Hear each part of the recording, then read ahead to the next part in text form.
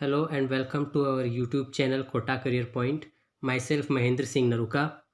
I am faculty of social science at Kota Career Point. In this video, I am going to discuss about two Mughal rulers Shah Jahan and Aurangzeb. Thereafter proceeding further Mughal period का administration and finally Rao शेखा। इस video में मैं आपसे चर्चा करने वाला हूं दो मुग़ल सम्राटों के बारे में, शाहजहां और औरंगज़ेब के बारे में। फिर मैं बात करूंगा आपसे मुग़ल शासन के दौरान जो है एडमिनिस्ट्रेशन यानी प्रशासन के बारे में, और उसके बाद में opposition and cooperation with respect to Rajput rulers specially Rao Shekha के बारे में। So this video is going to be interesting. Please keep watching this video till the last. तो आइए शुरू करते हैं। सबसे पहले हम शाहजहां के बारे में बात करेंगे। इसका टाइम पीरियड है 1627 से लेकर 1658 के बीच में।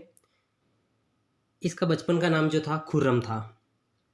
Childhood name was Khurram and in 1612 he got married to Asaf Khan's daughter, जिनका नाम था अर्जुमंद बानो बेगम। आगे चलकर ये इतिहास में मुमताज़ कहलाई और ये काफ़ी प्रसिद्ध है ये औरत, अर्जुमंद बानो बेगम। फिर इसके बाद में शाहजहां का जो राज्याभिषेक है फरवरी में 1628 में आगरा में हुआ था। अपने राजकाज के दौरान दो योद्धाओं ने, एक तो खान जहान लोधी और एक Jujhar Singh Bundela,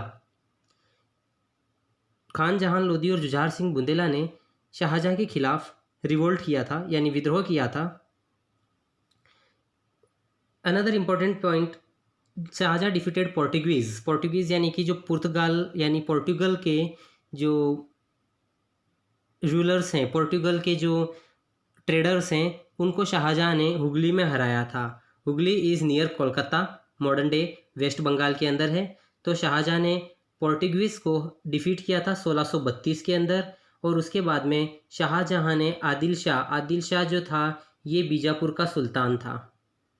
Adil Shah was the popular famous sultan belonging to Bijapur, उसे भी इसने मात दे दी थी। इसके बाद में शाहजहां ने अपनी जीत का सिलसिला जारी रखा और अपने आप को अहमदनगर में भी इसने साबित कर दिया। He merged Ahmednagar into the Mughal empire. फिर इसके बाद में 1652 में शाहजहां ने औरंगज़ेब को डेक्कन का वाइसरॉय नियुक्त किया था। शाहजहां अनाउंस्ड औरंगज़ेब जो कि उसका सन था, बेटा था, उसे डेक्कन यानी कि साउथ इंडिया वाले हिस्से में इसे वाइसरॉय अपॉइंट किया था। वाइसरॉय उस समय एक इम्पोर्टेंट पोजीशन हुआ करती थी जो कि modern day president of the state के बराबर मानी जाती है। इसके बाद हम बात करते हैं कुछ विदेशी ट्रैवलर्स भारत में आए थे जिन्होंने शाहजहां के रूल को बखूबी डिस्क्राइब किया है, क्योंकि उन्हें शाहजहां की व्यवस्था काफ़ी अच्छी लगी थी। एक तो था फ्रेंच ट्रैवलर फ्रैंकोइस वर्नियर और दूसरा था इटालियन ट्रैवलर निकोलो मनुच्ची। इन दोनों ने शाहजहां के रूल को डिस्क्राइब किया है। शाहजहां ने एक मकबरा भी बनाया है अपनी प्रिय पत्नी मुमताज़ की कब्र पर, जिसे ताजमहल कहा जाता है आज की डेट में, which is considered as the 7 wonders of the world and it was built on the tomb of Mumtaz की कब्र पर इसे बनाया गया है।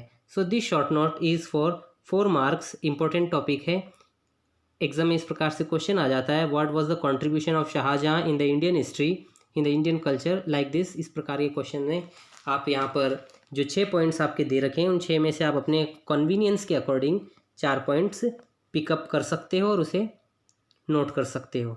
नेक्स्ट हम बात करते हैं शाहजहां का सक्सेसर औरंगज़ेब के बारे में।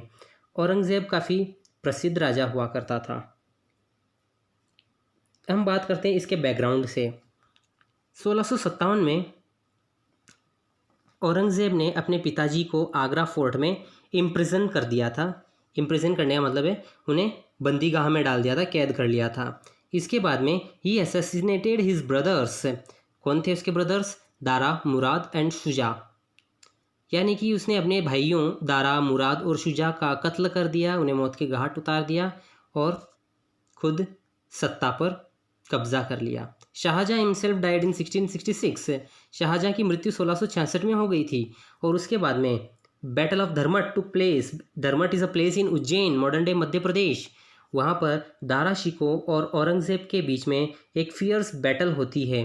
इस फियर्स बैटल में Dara Shikoh was not only defeated but was killed, और वहीं से औरंगज़ेब का कांटा जो है वो निकल जाता है। रूलर बनने के बाद में he defeated the Rathores of Marwar, Assam, Kutch, Bihar, Rangpur, Kamrup. तो ये रंगपुर जो है और कच्छ जो है, Kutch, Rangpur both places are in Gujarat, but उस टाइम पर दो इंडिपेंडेंट किंगडम्स हुआ करते थे। Kamrup was linked to Assam, Assam से ही संबंध रखता है कामरूप। आगे हम प्रोसीड करते हैं। औरंगज़ेब जो है उसने जय सिंह को डेक्कन का गवर्नर अपॉइंट कर दिया था, और इसी के चलते, इसी की मदद से, यानी कि जय सिंह की मदद से ही शिवाजी और जय सिंह के बीच में, डेक्कन का जो गवर्नर था जय सिंह और शिवाजी के बीच में treaty of Purandar was sign, Purandar की संधि पर हस्ताक्षर किए जाते हैं। यानी कि पुरंदर नाम की जगह पर दोनों राजाओं के बीच में समझौता होता है, और समझौते में औरंगज़ेब का कुछ नहीं गया, जो गया शिवाजी का गया। क्या गया? Shivaji had to give up his 23 forts to king Jai Singh, यानी शिवाजी को अपने 35 में से 23 किले शिवाजी को जय सिंह को देने पड़े थे। Is that clear? आगे बात करते हैं कि उन्होंने 1666 में शिवाजी ने औरंगज़ेब के दरबार में भी विज़िट किया था, लेकिन औरंगज़ेब का बिहेवियर अच्छा नहीं था और शिवाजी को उसने बंदी बना लिया। खैर, वो शिवाजी वाले टॉपिक में हम अलग से उसको विस्तार से पढ़ेंगे, डिटेल में पढ़ेंगे। Further, Aurangzeb had occupied Bijapur in 1686 and Golconda in 1687। Bijapur जो प्लेस है ये कर्नाटक में है, और गोलकोंडा प्लेस जो है ये मॉडर्न डे तेलंगाना में पड़ती है। तो इन्होंने 1686 में बीजापुर ऑक्यूपाई किया, 1687 में गोलकोंडा को ऑक्यूपाई किया। गोलकोंडा का काफ़ी इंपॉर्टेंस है। गोलकोंडा की माइन से ही एक कोहिनूर नाम का वर्ल्ड फेमस डायमंड निकला हुआ है, और जो कि आज लंदन में बैठी ब्रिटेन की महारानी क्वीन एलिजाबेथ के क्राउन पर लगा हुआ है।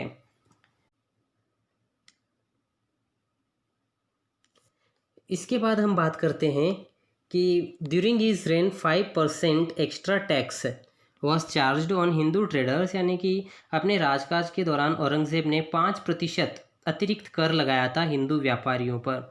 ये उसकी एक रिलीजियस स्ट्रांगनेस दिखाता है कि किस तरह से वो धार्मिक कट्टरपंथ व्यक्ति था, जो कि हिंदुओं पर ज़्यादा क्रूर था, सिखों पर ज़्यादा क्रूर था। आगे हम बात करते हैं। He gave order to demolish Hindu temple in 1669। 1669 में उसने हिंदू मंदिरों को तोड़ने का आदेश दिया था। आप समझ सकते हैं कितनी सनक है उसे हिंदू टेम्पल्स को लेकर, हिंदू कल्चर्स को लेकर। इतना ही नहीं, इन्होंने जो अपने बाप दादा के यहाँ से चली आ रही जो परंपराएं थे, कल्चर्स थे, जैसे झरोका दर्शन, जैसे कि म्यूज़िक, इनको भी इसने प्रतिबंधित कर दिया था। झरोका दर्शन क्या होता है कि रानियाँ महारानियाँ जो है वो बालकनी में खड़े रहकर राजाओं को आते वक्त या जाते वक्त देखती थीं। तो उस पर इसने प्रतिबंध लगा दिया था कि कोई भी औरत जो है वो बालकनी से झरोका दर्शन नहीं करेगी।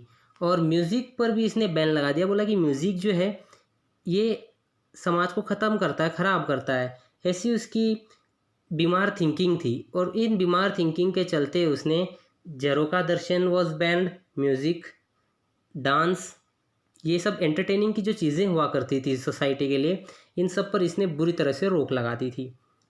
ऐसा नहीं कि वो बहुत अच्छे से सक्सेसफुल हो जाता था इन सारी चीज़ों में, इसके लिए उसे काफ़ी जगहों से विद्रोह का भी सामना करना पड़ता था। इसकी जो पॉलिसीज़ थी, ख़ास तौर से रिलीजियस पॉलिसी, कास्टिज़म वाली पॉलिसीज़, इसके लिए उसे काफ़ी ज़्यादा प्रॉब्लम्स फेस करनी पड़ती थी। In 1679 jizya tax was imposed on Hindus. हिंदुओं पर एक जजिया नाम का टैक्स भी इसने लगाया था। यानी कि औरंगज़ेब ने रिलीजन को एक हथियार के तौर पर इस्तेमाल किया था। फिर इसके बाद में आगे हम बात करते हैं कि इसके टाइम पर कुछ रिवोल्ट्स होते हैं। उन रिवोल्ट्स की हम बात करें तो 1668 में जाटों ने उसके खिलाफ आंदोलन यानी ये विद्रोह कर दिया था, revolted under the leadership of Gokul. फिर 1672 में सतनामीज रिवोल्टेड, सतनामियों ने भी विद्रोह कर दिया। तो इस तरह से औरंगज़ेब की मुसीबतें बढ़ती जा रही थी। फिर इसके बाद में एक सिखों का गुरु हुआ करता था, सिख गुरु तेग बहादुर। तो ये काफ़ी पॉपुलर गुरु हुआ करते थे। तो इन्होंने क्या है कि इस्लाम धर्म को स्वीकार नहीं किया और इस वजह से जो है ये अपना इंडिपेंडेंट धर्म चाहते थे। स्पिरिचुअलिटी के रास्ते में ये औरंगज़ेब को टक्कर दे रहे थे। So Aurangzeb what he did, gave death punishment, सिर काट दिया उसका। जिस जगह पर सिर कटकर गिरा है उसे शीशगंज कहा जाता है। फाइनली ही डाइड इन 1707 और उसके बाद में बहादुर शाह ने रूल किया था। बहादुर शाह का रूल चालू होता है। यहाँ पर आपके लेफ़्ट साइड में एक मैप आपको दिखाई दे रहा होगा। ये मुग़ल इंडिया है, उस समय मुग़ल भारत है। उस समय आप देख सकते हो कि किस तरह से इंडिया ने अपना रूल इस्टेब्लिश किया हुआ था।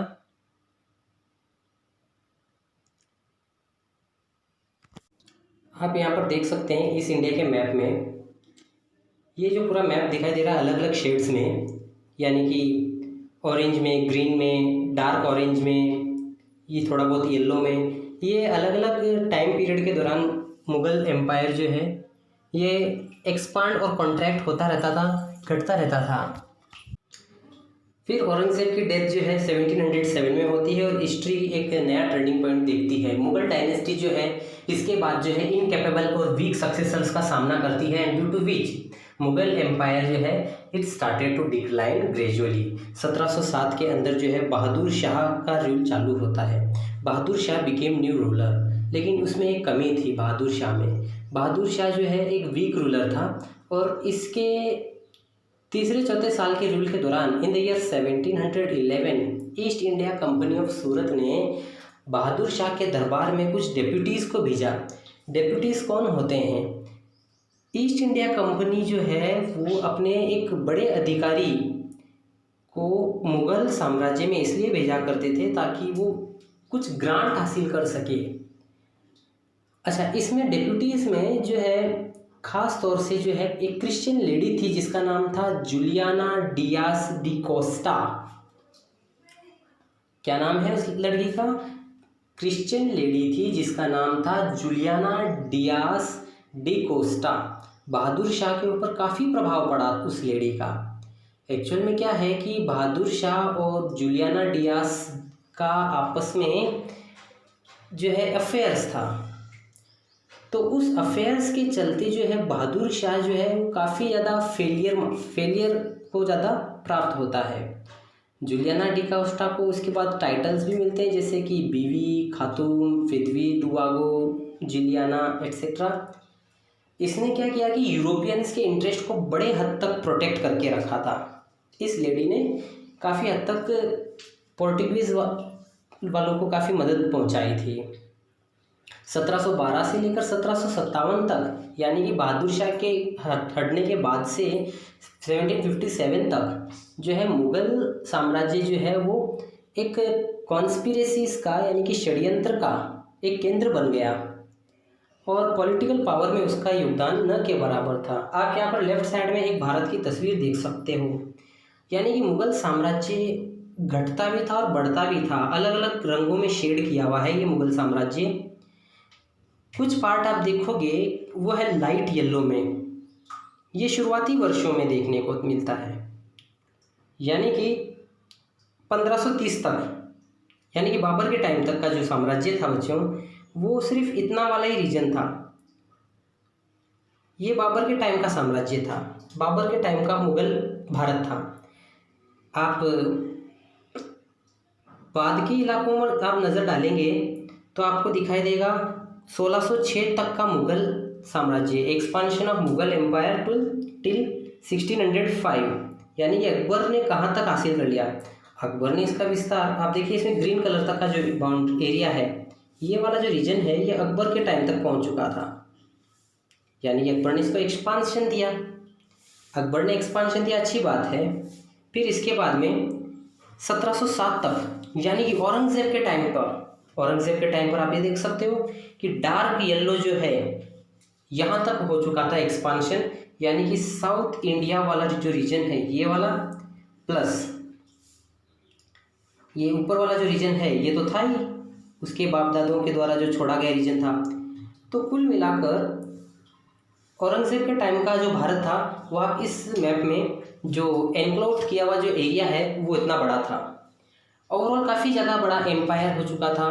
तो इस एम्पायर बढ़ने के साथ आपको पता है एडमिनिस्ट्रेशन भी होना चाहिए इसका दमदार। तो हम बात करते हैं एडमिनिस्ट्रेशन की, कि मुगल साम्राज्य के दौरान एडमिनिस्ट्रेशन किस प्रकार से था। So let's talk about the administration during the Mughal period. Well, Mughal administration system was a fusion of Indian system plus foreign administration system, यानी कि भारतीय और विदेशी प्रशासनिक व्यवस्थाओं का एक क्या था, कॉम्बिनेशन था।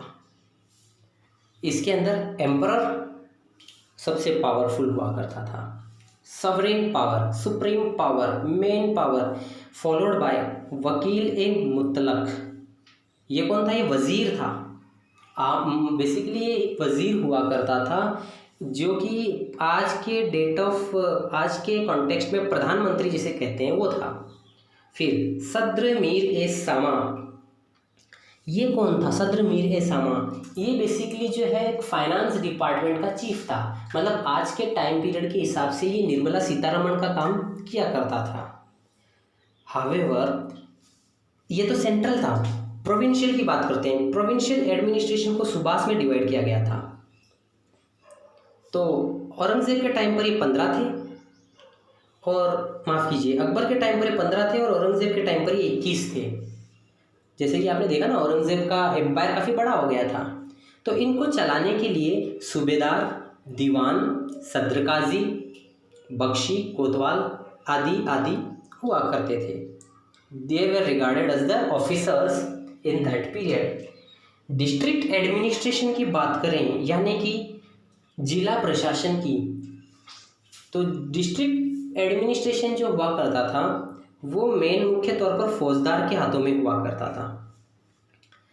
फिर इसके अलावा भी और कुछ थे, जैसे कि वेयर हाउस कीपर हुआ करता था, यानी कि सामानों का रखवाला करने वाला व्यक्ति, जिसे अमल गुजार कहा जाता था। एक सहायक व्यक्ति हुआ करता था, हेल्पर, जिसे बितुकुची कहा जाता था। फिर इसके बाद में परगना का एक मुखिया होता था, शिकदार।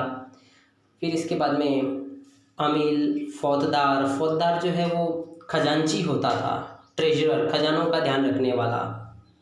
फिर कानूनगो, ये जो है पटवारियों का अधिकारी हुआ करता था। Is that clear?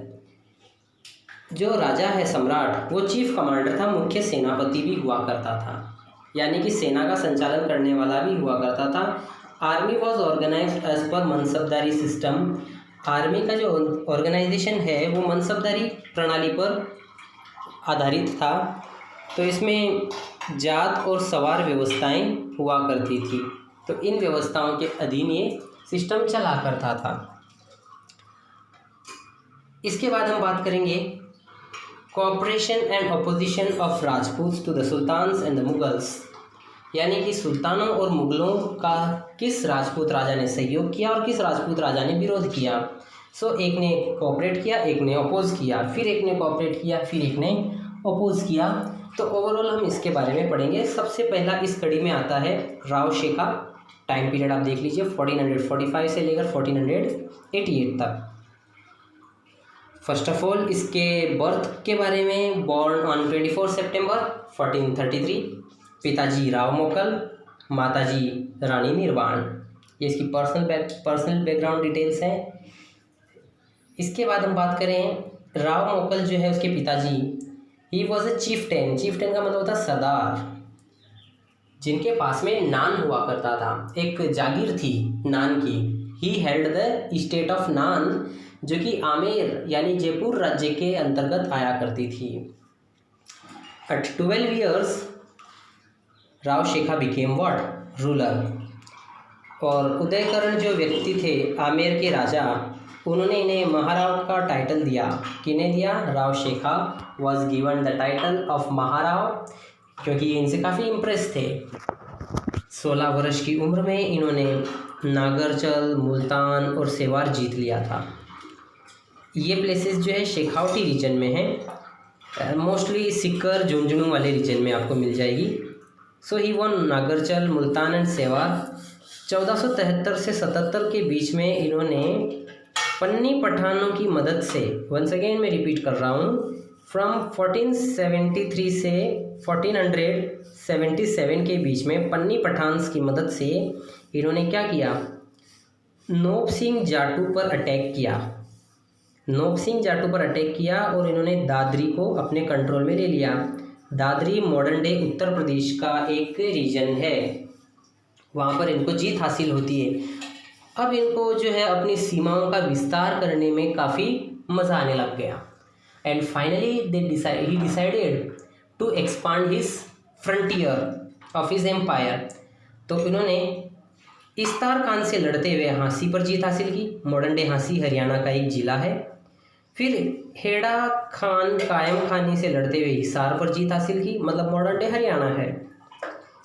इस तरह से इन्होंने अपने एम्पायर को हरियाणा और यूपी तक अपना एक्सपांशन किया। इन्होंने आमेरसर को अपनी राजधानी बनाई। फिर इसके बाद हम बात करेंगे इनके कंस्ट्रक्शन की, यानी कि इन्होंने क्या बनाया। He built the temple of lord Jagdish. कहाँ पर बनाया? आमेरसर में बनाया। He built शिकरगढ़